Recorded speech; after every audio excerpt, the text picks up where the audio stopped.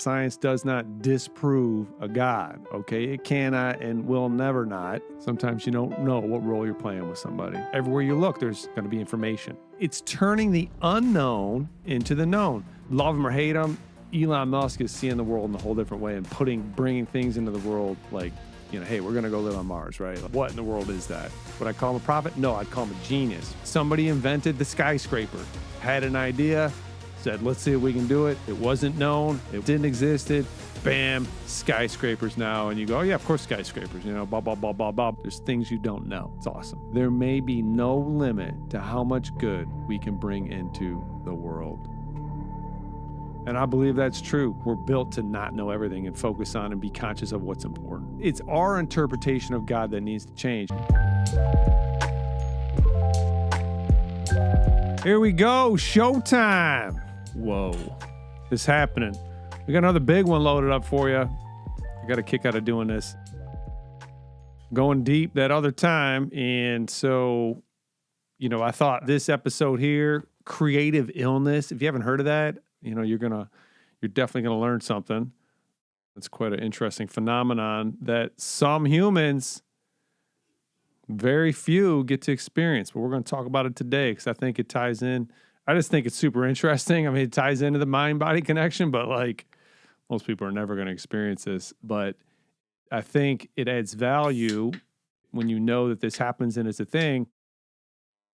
It just expands your view, your context, how you perceive the world and what's going on in it. And so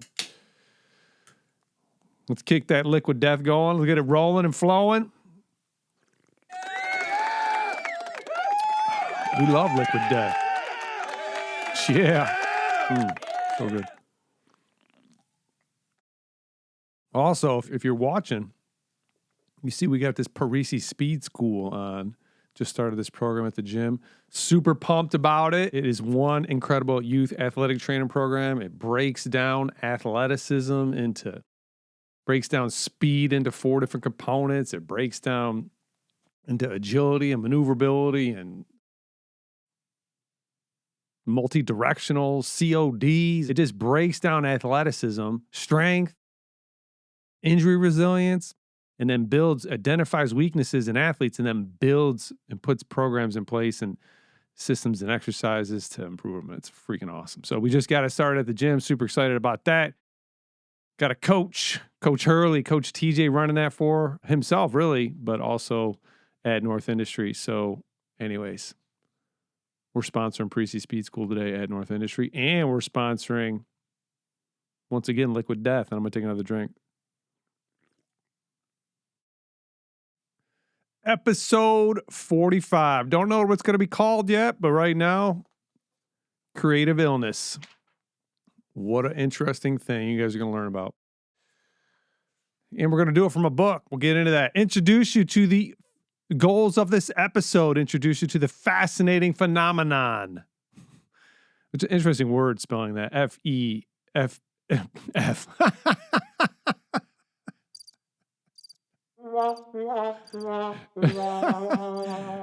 I knew it was PH, okay? I knew it was PH, but it's P-H-E-N-O-M-E-N-O-N. It's just phenomenon. It's an interesting word. Introduce you to it. This will expand your view and knowledge of the world we live in, which is it is mind related. We're just kind of getting out in the fringes a bit, Is it going to help you live a healthy lifestyle? I don't know. It's on how you picture it. If you got an accurate big picture world, it does help you operate more accurately in the world. So I think so, just kind of indirectly. As always, we're going to have some fun, guys. Outline of topics today. We got updates. 3 main things here. We got what is consciousness, because we got to talk about that a little bit to talk about what a creative illness is. Then we get into the book. I should have mentioned the book in the notes here, but I didn't. This is the book where I'm going to be reading from. And I would love to cover this book, but as you can see, I mean, it would be like, I could do, I don't even know. I could probably do 15 episodes on this thing, just like pulling interesting stuff out. I could do more than that, actually. This is a dense book. If you want to read, if you want to get the the history. The book's called The Discovery of the Unconscious, The History and Evolution of Dynamic Psychiatry. It's right here in this book. If you're interested in psychiatry, if you want to know the history of it, which I think is a great place to start if you're going to learn more about psychiatry, it would also be good to have a base, because this guy is speaking. This is written to psychiatrists, basically, I would think, because he's using all kinds of terminology that, if you don't have some basic understanding, it's like you're going to be lost. But the book will grip you without that. I promise you. You'll be looking up stuff to learn about it, because it just opens up with some of the most fascinating stuff. And two of them are popping in my head. I'm not going to talk about it because it'd be a rabbit trail. But Freud's creative illness, it's written about in here. And it also has a definition of what creative illness is. So we're going to get those two things covered today. And then we're going to go, the last topic, other than the final thoughts, is biology or God. We're just going to talk about that for a little bit because, again, and I said this early on, you cannot get into the mind connection without ending up in the religious realm because, we are an evolutionary organism, just like everything else here. And our thinking and our views of the world have evolved over millennia, and it's captured in those original texts when our ancestors started writing and getting their thoughts down. And it's just, you can't talk about your mind because your mind is operating on it from a very secular perspective. Your mind operates on that platform, and so when you understand the platform, you're going to understand how you operate better and how your mind operates. And that's just, I think, is super critical. There it is again. I haven't said super critical in a long time. Updates.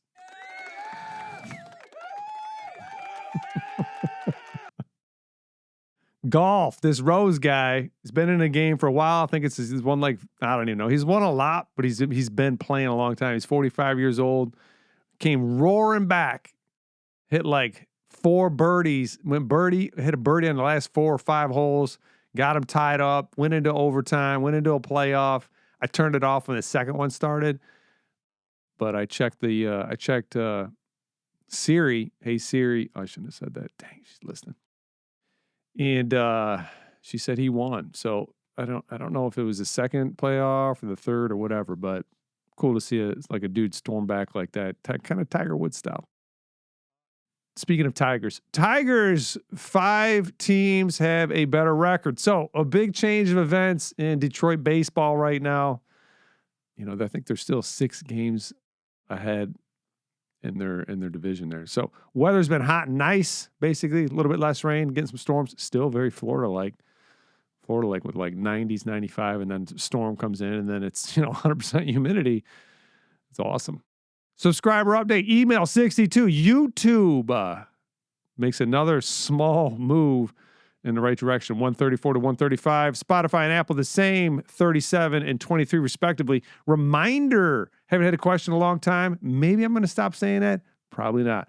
Please submit your questions to Dennis@DennisFenrich.com. Here we go. What is consciousness? First slide, first little. If you guys remember, I build these into a PowerPoint program on a Mac. It's called, I don't know what it's called. I could check. Doesn't matter. It's the Mac version of PowerPoint. So then I build it in there. There's no transitions or any fancy stuff going on. I just put it in there and then I print it. I don't know why I started doing it that way, but I did. I could probably go straight off of my notes off my computer if I wanted. But whatever. I like paper in my hand. You like paper in your hand? I like paper in my hand. What is consciousness? First off, this is a new field, and I'm going to read a definition of consciousness, and I'm going to put a little spin on it. All right. So it's a new field, right? Humans been around a long time, and now people are going, wait a minute. What is this thing that is looking at the things, right? What is this? What is consciousness, right? Because if you'd asked that question 20 years ago, you'd have sounded like a fool. Like, what do you mean? It was just taken for granted. It's like the fish in the water. The water doesn't know it's in fish unless it's out of the water, right? We're just in consciousness. There's a sliding scale on that, right? Some people are definitely more conscious or aware of what's going on around them than others. Other people seem to spend more time in their mind, unaware or unconscious of what is going on around. That's just 1% of what really the thing is. So let's read the definition here. Are my eyes getting better? I don't feel the need to put my glasses on right now. Consciousness is the state of being aware. I'm not reading that right. Consciousness is the state of being aware of and responsive to one's surroundings, including one's own thoughts, feelings, and sensations. It's the subjective experience of being alive, often described as the feeling of being a self within a body. I know we're going deep here. While the precise nature of consciousness remains a subject of ongoing scientific and philosophical inquiry, it is generally understood to involve the brain's processing of information and the generation of subjective experience. Okay, so that's the Google AI definition, and it went on to open up on that a little bit more. For us, we're going to take that idea and we're going to say consciousness is the expansion of it's turning the unknown into the known. There's this stuff out there. I don't know about it. And then I know about it and I'm conscious of it, right? And so this happens on an individual level. First, you weren't here and there was none. And then you were 0 and you went 1, 2, 3. And somewhere around that time frame, your first memories start to pop up. You start to become conscious. And then that continues to evolve and grow and expand as you go throughout your life. Hopefully, everybody reaches different levels of what they're able to comprehend and pull in and be conscious of. Happens on an individual level. And so conceptualize this, right? There's unknown things. An infinite amount of the unknown is out there, right? And you know a finite amount. Cool. Don't need to know everything. Couldn't know everything. Everywhere you look, there's going to be information. There's things you don't know.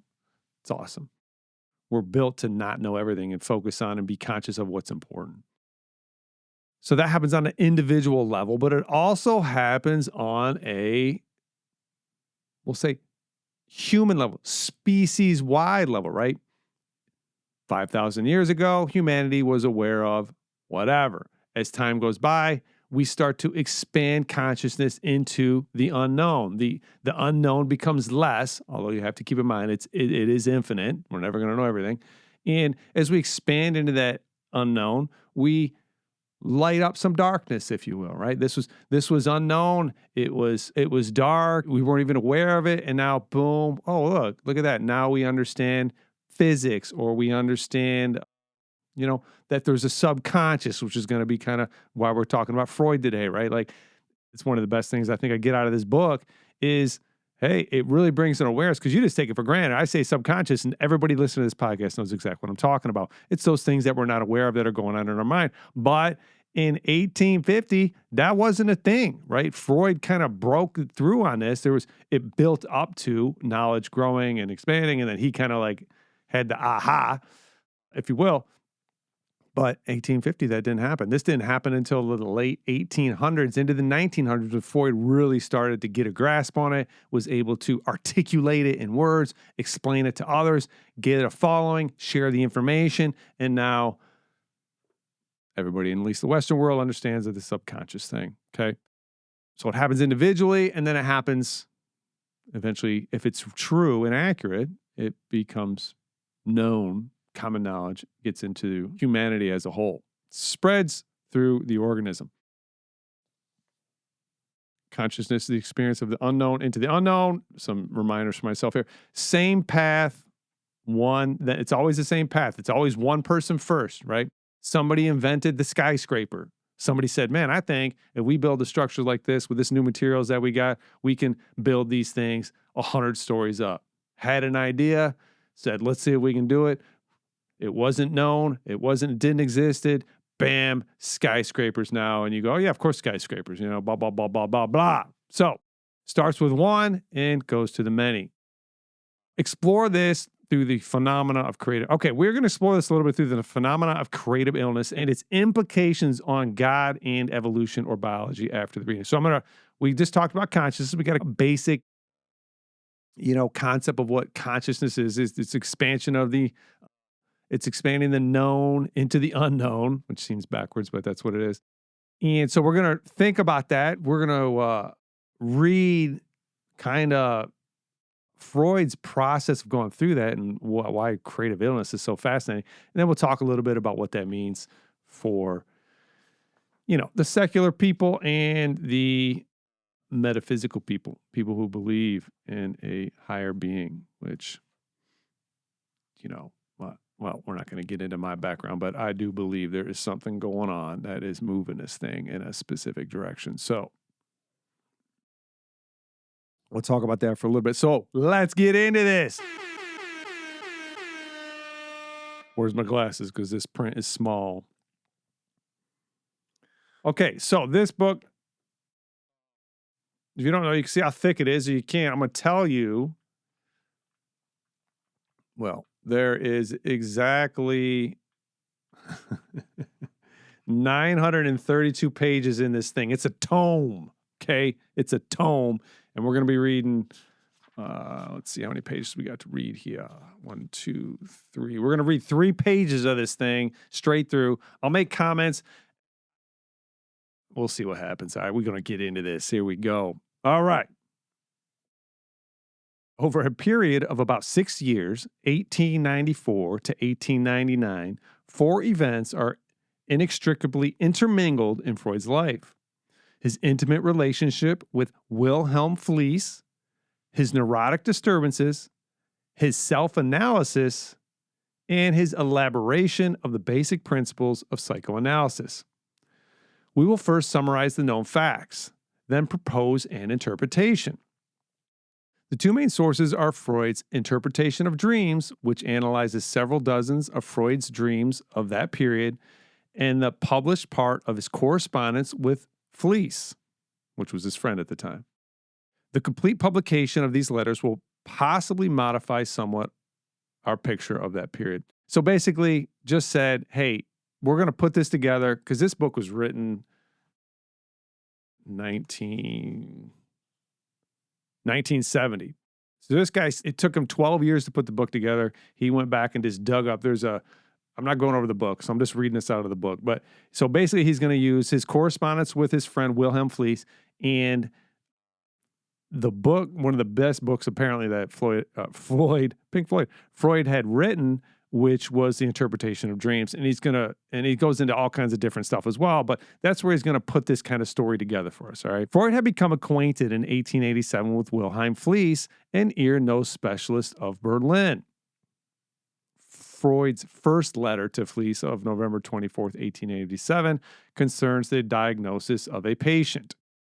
A friendship developed, marked in June 1892 by the adoption of the familiar mode of address du, which is thou, and this is German. It soon acquired a more emotional character. To Freud, Fliess was a scientific correspondent, a physician who treated his nose condition, and a confidant who also stimulated him and in whose judgment he placed boundless trust. Stimulated him intellectually. At the beginning of 1894, Freud suffered from heart symptoms. On Fliess's advice, he stopped smoking and, in spite of much distress, kept to his decision. At this time, an episode occurred as described by Max Schurer. Freud was treating a woman, Irma, for hysteria, and he called Fliess to determine whether there was a connection between her symptoms and a possible nose condition. Fliess operated on Irma's nose and returned to Berlin. The patient, however, suffered from severe post-operative complications, and another specialist found that Fliess had accidentally left a long piece of iodoform, Iodoform, I don't know, idioform or something, gauze. He left some gauze in the nasal cavity. Crazy. Weeks later, the patient had a hemorrhage of such severity that her condition remained critical for quite some time. According to Schurer, Freud expressed, in letters hitherto unpublished, his full confidence in Fliess, who remained for him the healer, and this is in quotes, into whose hands one confidently entrusts one's life, end quote. These events came at a time when Freud was entirely absorbed by his cognition on a new psychology. In June 1895, he wrote to Fliess that he had resumed smoking after an interruption of 14 months. He could bear it no longer. It was during the night of July 23rd to 24, 1895, that Freud had his celebrated dream of Irma's injection, the first dream of which he made a complete analysis with his new technique of associations. It was to become the prototype of a dream analysis, not only in Freud's Traumdeutung, which is a German word, but in the eyes of all psychoanalysts. Let me say that again. It was to become the prototype of a dream analysis, not only to Freud's, but in the eyes of all psychoanalysis. So basically, he took this one dream and turned it into a way to analyze many dreams. Max Schur has shown that the basic elements of that dream were present in the story of the patient Emma, and that it can be interpreted as the dreamer's attempt to justify Fliess. Freud had the feeling that he had solved the mystery of dreams and found a key to their interpretation, a key that he could now utilize in the investigation and treatment of his patients. In the period from July 1895 to the death of his father on October 23, 1896, Freud published, together with Breuer, The Studies in Hysteria, which was a book, broke off his relationship with Breuer, it's Breuer, Breuer, I don't know, and wrote A Project for Scientific Psychology, which he, however, soon abandoned so that it remained unpublished. Freud's sufferings increased. During an excursion in the mountains, he lost his breath and was obliged to turn back. Once again, he gave up smoking, but soon resumed it. Feelings that he had made great discoveries were followed by tormenting doubts. It's kind of talking about his little bit of a battle mental battle he was going through. Jacob Freud, who had been severely ill for several months, died on October 23rd, 1896. And I don't remember who Jacob Freud is. His brother? During the night following the funeral, Sigmund dreamed that he was in some premise where he read a poster. One is requested to shut the eyes. There was a connotation of self-reproach in the dream. Freud now realized how much his father had meant to him. Most likely he had guilt feelings about the hostility he had left toward him. From that time on, Freud's self-analysis, which seemed to have proceeded intermittently until then, became systematic and absorbed him increasingly, particularly the analysis of his dreams. Edith Boxbaum, in an article in Die der Anziehung, these are German people, in a book, have tried to reconstruct Freud's self-analysis by placing the dreams in chronological order and in juxtaposition with the Fliess correspondence. Just a little anecdote on the end there. For about 1 year after his father's death, Freud's inner sufferings became worse, as shown by his letters to Fliess. He brooded day and night over the psychological apparatus and the root of neurosis. He paid increased attention to the fantasies covering certain memories. He felt on the verge of discovering great secrets or to have discovered them, but soon fell back, the prey of doubts. He told of his neurosis, his little hysteria. He claimed to be indifferent to the intrigues that may have occurred at the university.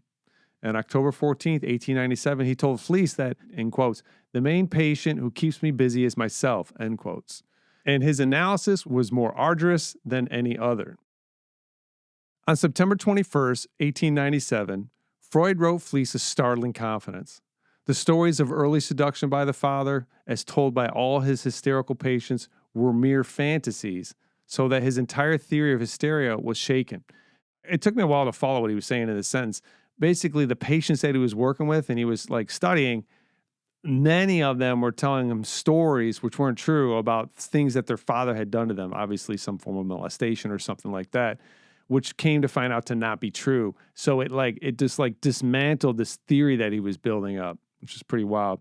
The lack of therapeutic success, the improbability that so many seductions by the father could pass unnoticed, the impossibility of distinguishing in the unconscious a memory from a fiction were the main reasons that now led to him to give up the hope of elucidating the mysteries of neurosis.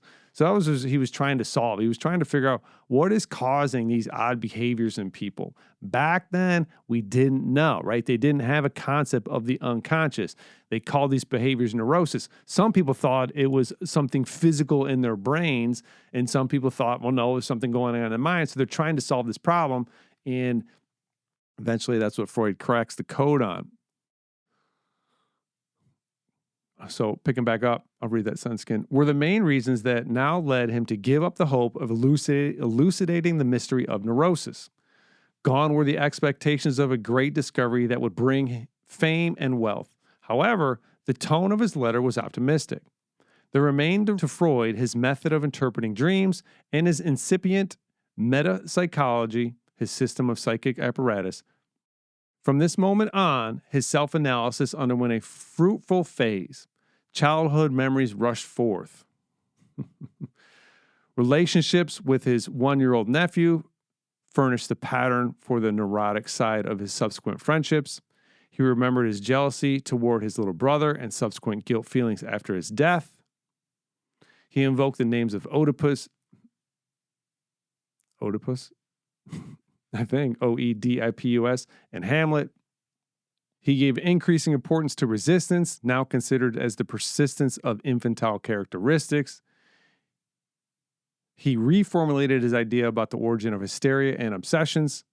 In this process, self-analysis and the analysis of his patients were narrowly intermingled, and Freud told Fliess, I cannot give you any idea of the intellectual beauty of the work.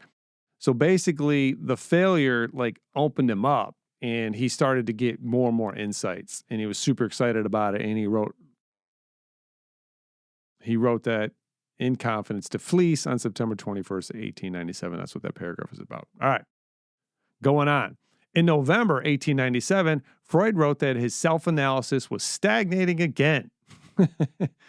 So it's funny because he oscillates between this oh my God, I'm getting it, to, oh, I'm an idiot, which, has anybody ever done that before? Yeah. I guess there's just more on this crazy level with this guy. More childhood memories slowly emerged. He compared dreams, fantasies, neurotic symptoms, witticisms, and artistic creations. He felt an improvement in his neurosis, emancipated himself from the influence of Brooke, I don't know who this is, B-R-U with 2 dots over it, C-K-E, and Charcot, C-H-A-R-C-O-T, which that guy, he's got a whole chapter on him. These are guys that were basically the evolution, save it for the book, the evolution of psychoanalysis was very different. It started with mesmerism and hypnotism. Before they were even really thinking unconscious, they were just noticing, hey, when we do these things to people, we can get them to do things. And it's totally if you say you don't believe in that, that doesn't make any sense. It's a thing. And it was going on for 50, 60 years, right? So what was going on is what they were trying to figure out. But Charcot was one of those guys that was big time into that stuff. So he was preceded Freud's time. He compared dreams, fantasies, neurotic symptoms, witticisms, and artistic creations. He felt an improvement in his neurosis, emancipated himself from the influence of Brooke and Charcot, and identified himself with these names. Goethe, G-O-E-T-H-E. His letters to Fliess became less frequent, shorter, and manifested a shift from dependency to competition. At the beginning of 1898, he began to write a book on dreams. That work was interrupted by the summer vacation, which he always took, and in the autumn by a new period of depression and inhibition, but was resumed and completed by September 1899. All right. The publication of The Interpretation of Dreams marked the end of Freud's neurosis, but he never ceased his self-analysis, and from that time on, devoted a moment to it daily. So he's analyzing himself, basically, during all this other stuff that's going on. He emerged from this experience with a deep-reaching interior transformation. He outgrew his dependency on Fliess, and their close relationship ended at the beginning of 1902. Freud was able to overcome a mysterious inhibition that had prevented him from visiting Rome, and in September 1901, he spent 12 days in that city of his dreams. He finally took steps to further his nomination as a professor and now felt ready to gather around him a small circle of adherents. So he's in this intense phase in his life where he's depressed, he's elated, he's going back and forth, he's trying to solve this puzzle. He basically can't stop thinking about it. And then he starts to have some breakthroughs, and all of a sudden the stress levels drop. He becomes more productive. He doesn't feel dependent upon the Fliess guy. And you're going to find out what his relevance was in a second here. So that's kind of what's going on now.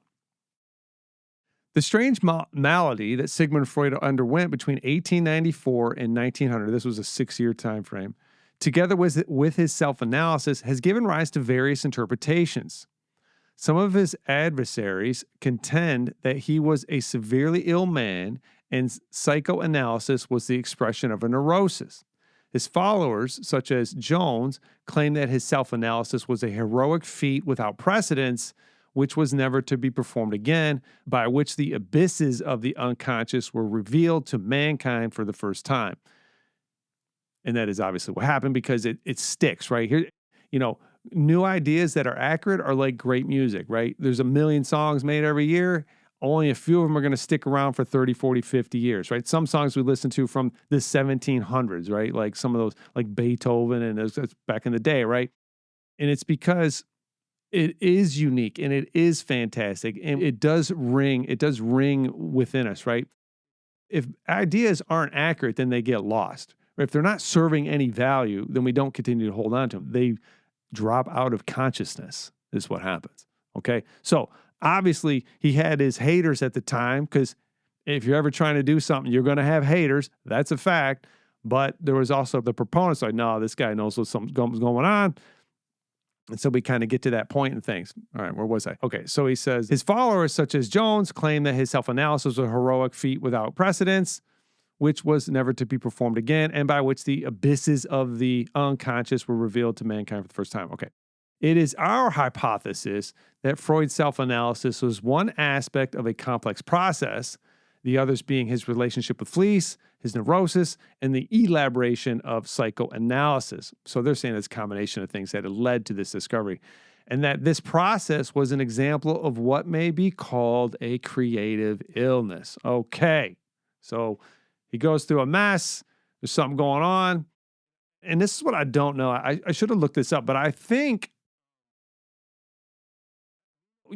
because we didn't think or know something before, I don't know if these guys identified creative illness and that's what they're saying, or this was a term that was already around. I don't know, but they're going to give you a definition right here. Okay, here we go. This compels us to define creative illness and give its main features. It occurs in various settings and is to be found among shamans, among the mystics of various religions, in certain philosophers and creative writers. And I think that's probably somewhat limited. One example already mentioned in this book is that of Fechner, and we shall describe in a later chapter the creative illness of C.G. Jung. A creative illness succeeds a period of intense preoccupation with an idea and search for a certain truth. It is a polymorphous condition that can take the shape of depression, neurosis, psychosomatic ailments, or even psychosis. Whatever the symptoms, they are felt as painful, if not agonizing, by the subject, with alternating periods of alleviation and worsening. Throughout the illness, the subject never loses the thread of his dominating preoccupation. It is often compatible with normal professional activity and family life. But even if he keeps to his social activities, he is almost entirely absorbed with himself. And obviously this could be female. This is written, as I already said. So anyways, he suffers from feelings of utter isolation, even when he has a member who guides him through the ordeal, like the shaman apprentice with his master. The termination is often rapid and marked by a phase of exhilaration. The subject emerges from his ordeal with a permanent transformation in his personality and the conviction that he has discovered a great truth or a new spiritual world. Okay. We'll get into what that may or may not mean, and we'll touch on it right now. So what does that mean? Well, this has happened before, and it's been happening, obviously, and you can think of some examples maybe. A new breakthrough in consciousness, i.e. the Ten Commandments, or the Sermon on the Mount, or, those would be in the spiritual realm. You could put other ones in there, I would imagine. So those are two that jump into my mind that stand out for me. But, so this is something that occurred to me when I started thinking about this. What was called a prophet, we would say a genius today, right? I mean, love him or hate him, Elon Musk is seeing the world in a whole different way and bringing things into the world like, hey, we're going to go live on Mars, right? Like, what in the world is that? Would I call him a prophet? No, I'd call him a genius, right? But there's these breakthroughs in consciousness that completely transform how we operate as humans. They're marked. And obviously our ancestors would have been like, we need to write this down. This has made life a lot better, okay? Hopefully that makes sense. I'm going to continue in the book. We've got basically a page and a half, and then we'll talk about that a little bit more, that whole spiritual side. Okay, in Freud's case, all these features are to be found. Ever since his visit to Charcot in 1885 and 1886, he had been preoccupied with the problem of the origin of neurosis, a problem that at some point became a dominating concern. From 1894 onward, Freud's sufferings, as described in his letters to Fliess, would undoubtedly be classified as neurotic and at times as psychosomatic. But to the difference of neurosis, the concentration upon a fixed idea had not merely an obsessive, but also a creative character. Intellectual speculation, self-analysis, and work with his patients occurred in a kind of desperate search for an elusive truth. Repeatedly, he felt that he was on the verge of discovering a great secret or to be now in its possession, only to be again seized with doubts. The characteristic feeling of utter isolation is one of the leitmotifs in his letters to Fliess. No idea what that is. Leitmotivs. Anyways, there is no evidence that Freud was really isolated, and still less that he was ill-treated by his colleagues during those years. His 3 lectures before the Doctor and Collegium were well received, which basically in front of people, were well received in spite of the strangeness of the theories. Another on dreams before the Benai Birth, Benaibrith, Freud says, was given an enthusiastic reception. Okay, he presented something else in front of other people. Even more, one can speak of genuine respect and tolerance toward Freud on the part of his colleagues. Basically saying, in this creative illness, you're perceiving the world as kind of being against you, but everything is kind of contrary to that. Now, it doesn't mean it wasn't happening to him, but he's kind of detached from what's going on in the world. He's in this, I don't want to use obsessive, but he's just gripped by this question, and he's searching for the answer. And I know if you read any ancient text, it's going to tell you, knock and you will find, right? It's in there, right? And maybe this alludes to that. I don't know. Okay. Even more, one can speak of genuine respect and tolerance toward Freud on the part of his colleagues. On May 2nd, 1896, when Freud gave a lecture before the Society of Psychiatry and Neurology, expounding his theory of the early seduction as the cause of hysteria, Krafft-Ebing, who was chairman, simply remarked that it sounded like a scientific fairy tale and nonetheless proposed Freud's nomination to the title of Extraordinarius the following year. So he got promoted. As for the audience, who would blame it for its skepticism when Freud himself, a few months later, discovered that he had been mistaken. A frequent feature in neurosis is the abundance of pejorative judgments. Such were those emitted by Freud in these letters in regard to his colleagues. As early as August 1888, he said that his colleagues had to moderate him in his attacks on Maynard. His book on aphasia, is an attack on various colleagues, and particularly on the high enthroned idol, Maynard. Maynard's a person. Even the good brewer was treated with contempt. In these letters also appears a strong intolerance of any kind of criticism. Struppel's review of the studies in hysteria, which acknowledges the merits of the book, though with certain reservations, Freud qualified as base. That's not super important. I'm not going to reread that. When C.S. Freund, Freund, published an article on psychotic paralysis, Freud called it almost a plagiarism, although the article expressed a theory quite different from that of Freud, whom the author even mentions in that regard. Freud was sensitive in matters of priority and was anxious not to be forestalled. For instance, by Mobius or Jeannette. His attitude toward his colleagues appeared in these letters as one of distrust or as provoking them. So he's just basically saying that again. There's a bit of what seems like paranoia. I'm sorry, I'm checking my batteries and everything. I got a flashing light over here. Must be that guy. We don't care about that. Which kind of comes with the territory, I guess, in this creative illness thing. But what he's basically saying was that really wasn't what's going on. Yeah, there was some pushback, but it wasn't like how Freud was interpreting everything. All right. Got a few more paragraphs here. Make it 5. Freud's relationship with Fliess, which has puzzled so many psychoanalysts, can be easily understood when placed in the context of creative illness. The person has the feeling of blazing a trail in an unknown world in complete isolation. He desperately needs a guide to help him in that ordeal.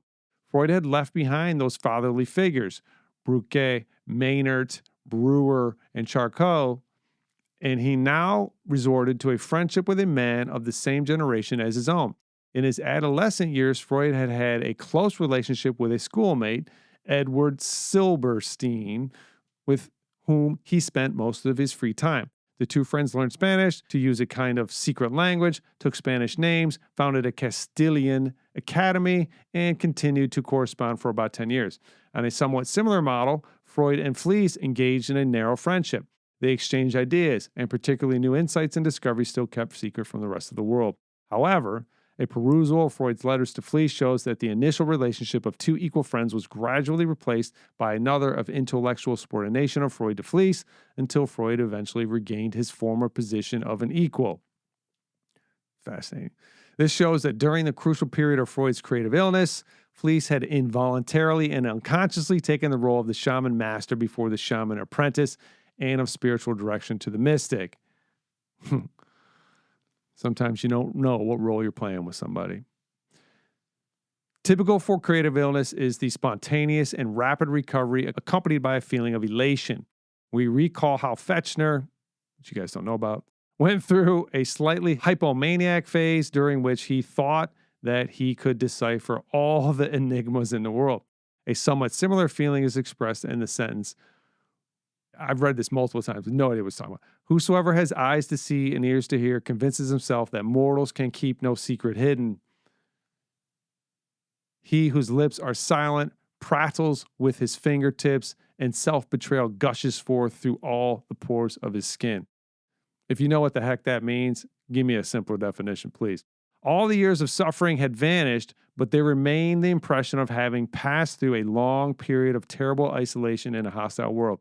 Typical for the end of creative illness is the gradual shift of interest from the interior to the exterior world. Spending time in your mind as opposed to time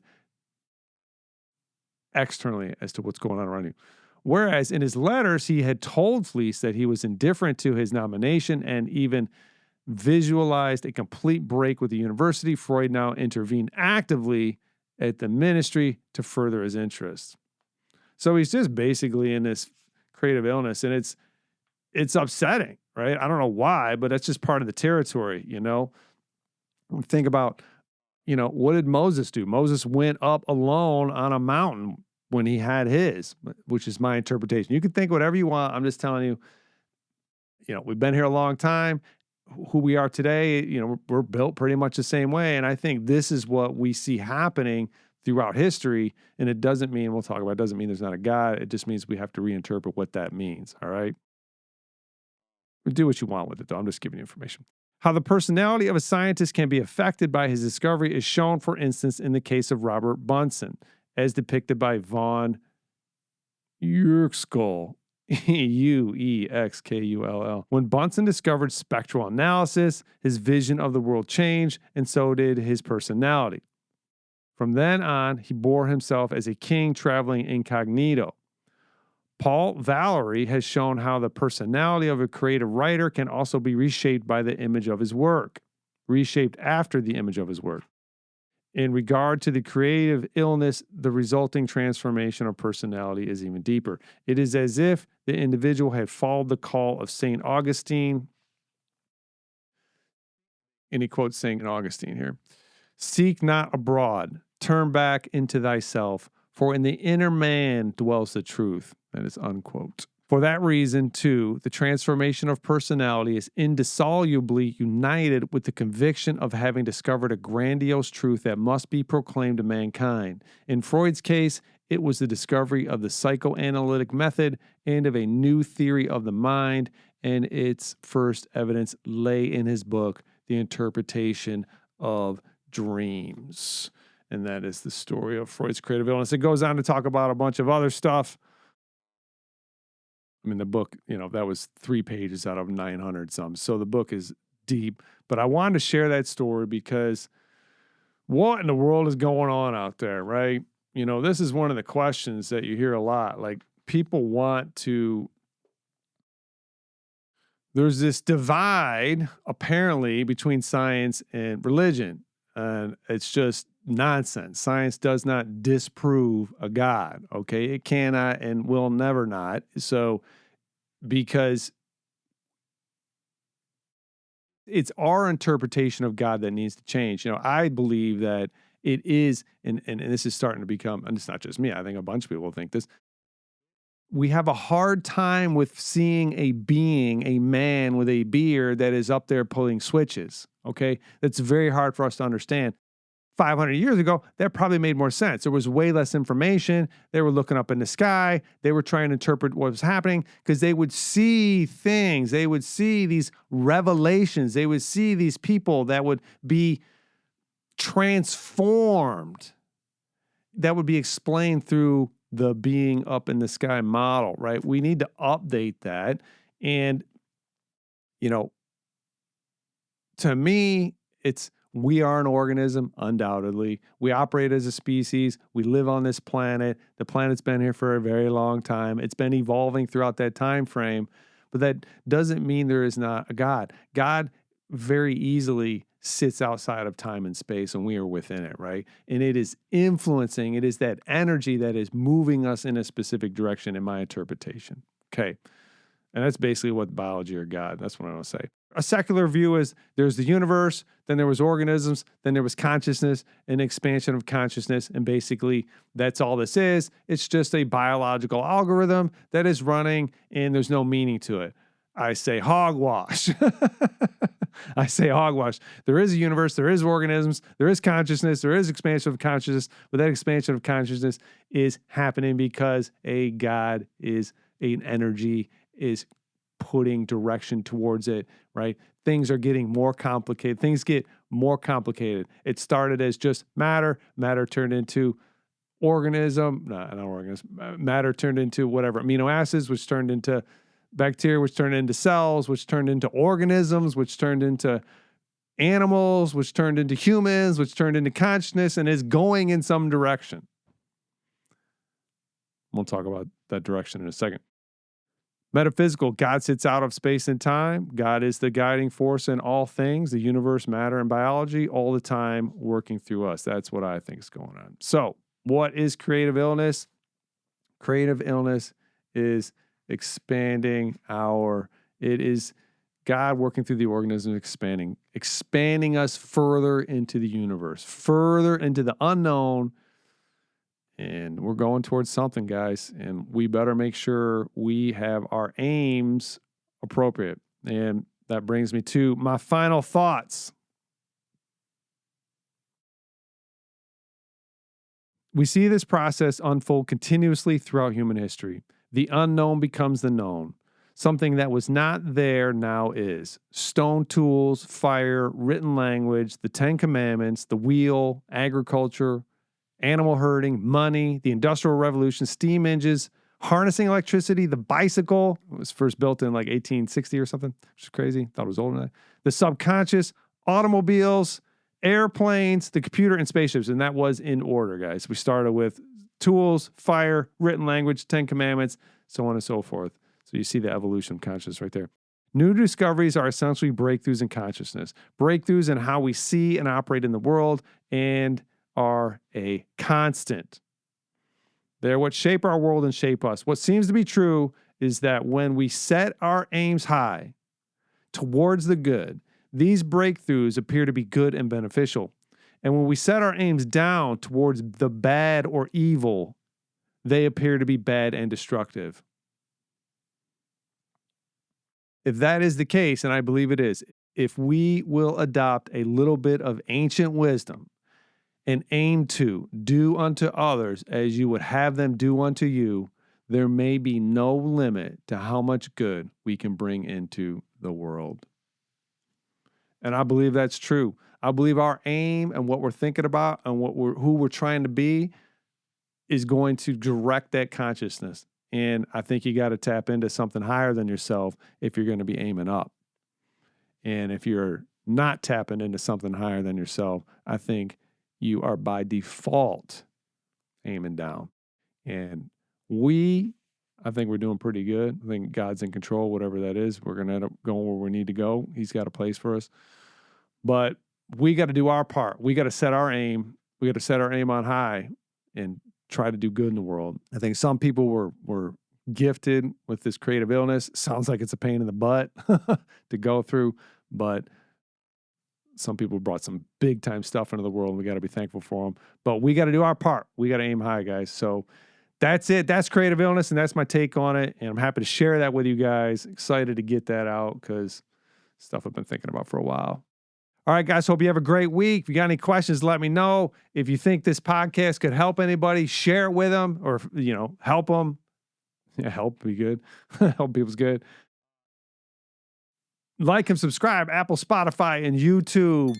And next episode is unknown. I don't know what I'm going to do. Trying to get a couple guests on.